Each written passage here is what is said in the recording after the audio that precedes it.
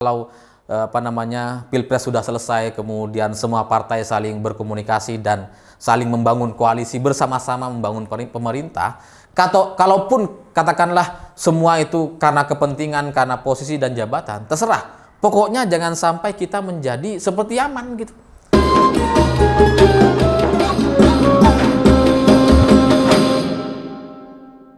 Selamat malam semuanya. Kemarin ketika saya mudik atau libur lebaran, saya membaca banyak sekali berita. Dan dari sekian banyak berita yang saya baca itu, nampaknya ada satu berita yang luput dari perhatian kita semua. Padahal berita ini sangat penting untuk bangsa kita, sangat penting untuk dijadikan pembelajaran jelang tahun 2024 nanti. Karena di Yaman sana ada sebuah tragedi di mana 85 orang meninggal dunia dan 322 orang luka-luka hanya gara-gara mereka berebut untuk mendapatkan zakat. Jadi di akhir bulan Ramadan kemarin gitu ya, di Yaman sana ada seorang pedagang yang membagi-bagikan zakat. Dan karena warga sekitar sana berebut berdesak-desakan gitu ya, sampai kemudian terjadi gesekan, bahkan saya lihat dari potongan-potongan video yang beredar itu ada orang dari belakang sampai naik gitu, menaiki orang-orang yang ada di bawah. Jadi naik mereka itu untuk berebut mendapatkan zakat lebih dulu. Ya mungkin karena zakat yang coba dibagikan itu terbatas gitu ya. Mungkin sebelum-sebelumnya ada pengalaman bahwa ketika mereka sudah antri panjang ternyata akhirnya nggak dapet karena uang atau jatah zakatnya sudah habis, sudah nggak ada yang bisa dibagikan. Sehingga terjadi gesekan atau desak-desakan yang kemudian membuat 85 orang meninggal dunia dan 322 orang luka-luka. Bagi saya ini adalah sebuah tragedi, sebuah peristiwa yang sangat memilukan dan sangat memalukan sebagai sebuah bangsa. Tapi ya itulah Yaman, negara Yaman. Salah satu negara termiskin di dunia, sehingga kalau saya melihat dari potongan-potongan kejadian, foto-foto yang beredar di media sekarang ini, itu menyedihkan sekali gitu ya. Ada banyak sandal, ada banyak baju-baju yang copot di sana yang kita tidak bisa membayangkan bagaimana tragedi ini bisa terjadi gitu. Karena ternyata mereka berebut untuk mendapatkan zakat itu yang sebenarnya jumlahnya nggak seberapa. Zakat yang dibagikan itu cuma 5.000 rial atau sekitar 300.000 rupiah, nggak seberapa. Kalau dibandingkan PKH yang dibagikan oleh pemerintah Indonesia, nggak seberapa ini. Tapi mereka kemudian sampai berebut dan bertaruh nyawa, gesekan, sampai saling injak seperti itu. Nggak peduli dengan sekelilingnya, dengan saudara-saudaranya, dengan tetangganya. Ya karena mereka memang adalah orang-orang yang miskin. Mereka adalah orang-orang yang lapar, yang nggak peduli dengan nyawa orang lain. Yang mereka pedulikan hanya perut mereka sendiri. Sehingga orang-orang lapar ini, orang-orang miskin ini sampai sedemikian brutalnya, sehingga membuat 85 orang kemudian meninggal dunia. Dan dari cerita Yaman ini kita bisa ambil satu pelajaran, karena Yaman ini terjadi perang saudara atau berseteru selama puluhan tahun hanya gara-gara, puncaknya menurut saya, dalam kesimpulan saya, itu karena tidak selesainya efek pemilu sejak tahun 1992. Karena Yaman ini kan awalnya terbagi menjadi dua, yaitu Yaman Utara dan Yaman Selatan. Samalah seperti Korea Selatan, Korea Utara. Masing-masing sudah ada presidennya, ada pemimpinnya. Kemudian disatukan pada tahun 1990. Tapi pada waktu itu ketika coba disatukan, ternyata terjadi konflik. Terjadi perbedaan pendapat. Ya karena satu negara, maka hanya ada satu pemimpin gitu kan. Sementara sebelumnya kan ada dua. Nah, setelah berselisih, setelah coba saling berlawanan antara kubu utara dan kubu selatan, akhirnya terpilihlah presiden dari kubu utara. Jadi Yaman Utara lah yang memenang dan kemudian memimpin Yaman sampai 33 tahun ke depan. Dan dari kisah ini, dari sebuah pemilihan yang tidak selesai ini gitu ya, kemudian muncul pemberontakan-pemberontakan atau perlawanan-perlawanan. Ya sebenarnya biasa, antara pemerintah dan oposisi itu biasa. Terjadi perlawanan, perbedaan pendapat itu biasa. Tapi di Yaman sana ini nggak bisa disebut biasa, karena ternyata kemudian terbentuk kelompok Houthi atau kelompok dari Yaman Selatan yang tidak terima atas kekalahan di tahun 1992. Ya itu kesimpulan saya, meskipun dalam pembentukan Houthi katanya dalam sejarahnya ini karena terjadi diskriminasi dan sebagainya. Tapi puncaknya adalah karena efek pemilunya tidak selesai setelah itu. Jadi setelah ada perbedaan pendapat, terjadi perbedaan pemilihan capres atau calon pemimpin gitu ya. Mereka tidak selesai di KPU. Setelah itu terus berseteru gitu, sampai kemudian terus perang saudara sampai sekarang. Sehingga bagi saya, apa yang terjadi di Yaman, terjadi kemiskinan, terjadi tragedi seperti sekarang, itu awal mulanya karena efek pemilunya nggak selesai, karena elitnya tidak bisa bersatu, tidak bisa berkoalisi, dan tidak bisa duduk satu bangku, satu meja gitu.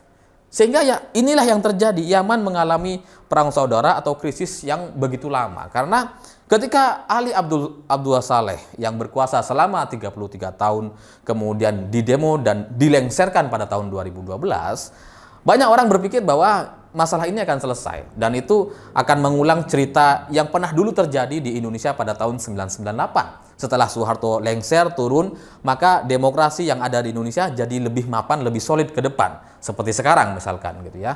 Tapi ternyata itu tidak terjadi di Yaman, karena ketika demonstrasi terjadi tahun 2012 dan kemudian Ali Abdullah Saleh itu dilengserkan, setelah itu pemimpin selanjutnya ternyata tidak disetujui oleh kelompok demonstran atau oleh kelompok Houthi yang selama ini ingin melengserkan Ali Abdullah Saleh. Sehingga ya terus terjadi sampai sekarang, efek pemilunya nggak selesai. Itu karena ya mereka nggak bisa berdiskusi, mereka nggak bisa berkoalisi, mereka nggak bisa saling menghormati atau menemukan titik-titik kepentingan bersama gitu ya. Sehingga ya terjadi konflik atau perang saudara sampai kemudian puncaknya pada tahun 2014 terjadi perang saudara yang perang benar-benar gitu. Sehingga sampai sekarang di Yaman sana, mayoritas masyarakat Yaman itu semuanya tuh sudah pernah berpindah setidaknya satu kali.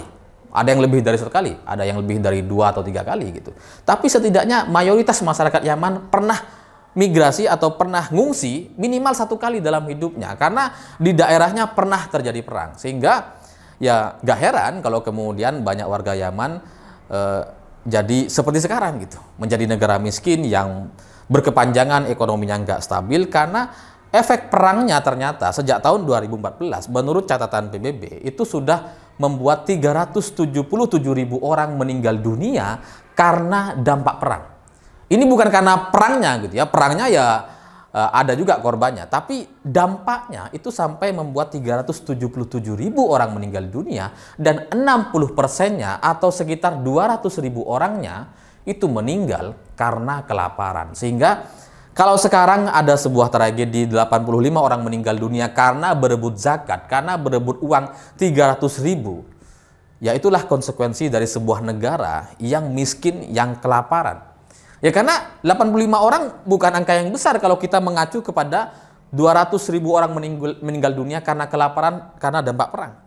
Sehingga bagi saya gitu ya, bagi warga Indonesia ini mestinya dijadikan satu pelajaran bahwa di negara kita selama ini, meskipun berbeda pandangan, berbeda pilihan politik setelah Soeharto lengser atau setelah Bung Karno dipaksa lengser waktu itu gitu ya, tapi itu tidak memendam dendam yang begitu lama. Memang terjadi konflik, memang terjadi tekanan-tekanan seperti yang dilakukan oleh Soeharto, tapi setelah itu nggak ada lagi gitu, minimal sampai sekarang. Jadi kalau kita lihat bagaimana Ibu Megawati bisa menjadi Presiden Indonesia, kemudian berkuasa selama 10 tahun terakhir ini gitu ya. Tapi kan kita nggak melihat Ibu Mega memanfaatkan kekuatan dan kekuasaannya untuk balas dendam kepada orang-orang yang dulu mengintervensi atau mengintimidasi keluarga Bung Karno gitu. Yang dulu bertindak semena-mena kepada Bung Karno. Ibu Mega tidak melakukan itu semua. Jadi kalau kita ngelihat gitu ya, bagaimana Ibu Mega masih bisa berkomunikasi atau duduk bersama dengan Prabowo Subianto yang dulu menjadi bagian dari keluarga Cendana gitu ya. Jadi saya ngelihat itu adalah sebuah pelajaran bahwa politisi-politisi kita itu jauh-jauh lebih matang dibandingkan politisi atau orang-orang Yaman yang selama puluhan tahun terakhir ini terbukti tidak bisa bersatu dan tidak bisa saling menyatukan. Karena mereka adalah DNA orang-orang yang saling memecah belah dan melakukan propaganda dan perseteruan secara terus-menerus gitu. Nampaknya mereka senang dengan itu. Nampaknya gitu ya. Orang-orang Yaman itu suka dengan perseteruan, dengan memecah belah, suka dengan provokasi, propaganda, sehingga itulah yang kemudian membuat Yaman sampai sekarang masih belum stabil dan menjadi negara termiskin di dunia. Dan kalau kita melihat dari Pak Jokowi juga, apa yang dilakukan oleh Pak Jokowi juga kurang lebih sama gitu ya. Pak Jokowi ketika sudah berhasil memimpin di Indonesia, menjadi presiden Indonesia, beliau dengan kerendahan hatinya mau mendatangi Prabowo Subianto waktu itu pada tahun 2014 gitu ya. Meskipun waktu itu Prabowo kan nggak mau diajak masuk ke dalam kabinet, tetap menjadi oposisi, tapi Prabowo Subianto juga nggak kalah bagusnya gitu, karena beliau hadir dalam pelantikan presiden, hormat kepada Pak Jokowi, sehingga politisi-politisi kita itu jauh-jauh lebih matang, jauh-jauh lebih dewasa dibandingkan orang-orang Yaman yang nggak bisa bersatu. Ibu Mega juga sama gitu ya, selain soal ketika beliau berkuasa, ketika beliau menjadi presiden Indonesia, tidak melakukan tekanan-tekanan atau balas dendam kepada keluarga Soeharto, itu juga terjadi kepada keluarga SBY misalkan. Jadi meskipun Ibu Megawati itu merasa dikhianati oleh SBY, tapi masih bisa bertemu dengan SBY-nya gitu ya. Ya karena ada acara-acara yang kebetulan harus mempertemukan mereka berdua. Dan Ibu Mega juga nggak masalah dengan keluarganya gitu. Yang AHY, Ibas bisa datang ke Ibu Mega dan kemudian saling diskusi dan tukar pendapat, itu masih bisa. Nah, di Yaman sana ini nggak bisa. Kalau sudah ada perang saudara, perpecahan seperti itu, atau efek pemilu yang tidak selesai sejak tahun 90-an itu membuat mereka menjadi perang saudara sampai sekarang ini, sehingga berdampak kepada seluruh masyarakat Yaman sana gitu. Sehingga bagi saya pelajaran penting bagi bangsa ini bahwa negara kita yang sudah sebagus ini, sehebat ini gitu ya, yang politisinya sangat matang, yang kalau Pilpres sudah selesai, kemudian semua partai saling berkomunikasi dan saling membangun koalisi bersama-sama membangun pemerintah. Kalaupun katakanlah semua itu karena kepentingan, karena posisi dan jabatan, terserah. Pokoknya jangan sampai kita menjadi seperti Yaman gitu. Karena lebih baik kita berbicara soal kepentingan dan kekuasaan dibandingkan kita berbicara soal konflik atau perang saudara seperti yang terjadi di Yaman. Sehingga apa yang terjadi di Indonesia selama puluhan tahun terakhir ini semestinya patut kita pertahankan dan jangan sampai kita menjadi sebuah negara yang seperti Yaman. Karena kita sudah sangat bagus gitu bagaimana Prabowo setelah kalah pemilu di Pilpres 2024, kemudian bergabung dengan pemerintah, masuk menjadi menteri, itu kan hebat luar biasa. Ya meskipun ketika Pak Prabowo menjadi menteri ada banyak catatan, tapi tetap saja gitu. Ini adalah sebuah contoh politik yang saling menyatukan dan itu tidak ada di Yaman. Karena nampaknya orang-orang Yaman sana memang adalah orang-orang yang tidak bisa bersatu gitu. Orang-orang yang suka perpecahan, suka perang saudara, suka politik-politik yang memisahkan atau memecah belah bangsa. Sehingga ya kita belajar gitu. Jangan sampai kita menjadi seperti Yaman, jangan sampai ada orang Yaman di antara kita gitu. Jangan sampai ada orang-orang Yaman yang ingin memecah belah bangsa Indonesia, ingin terjadi perang saudara dan seterusnya. Karena atas dasar kekuasaan, atas dasar kehausan kepada kekuasaan dan penguasaan sebuah negara gitu ya. Saya melihat dalam beberapa pemilu terakhir, dalam pilkada-pilkada terakhir gitu ya, saya melihat nampaknya ada orang-orang yang coba mengimpor strategi pecah belah itu, mengimpor strategi politik-politik yang dimainkan oleh orang Yaman sana, sehingga membuat kita jadi terpecah belah selama beberapa tahun terakhir. Dan ini nggak boleh diulangi dan nggak boleh terjadi tahun 2024 karena sebelumnya kita sudah sangat mantap. Saya pikir itu. Terima kasih sudah menonton. Begitulah kura-kura.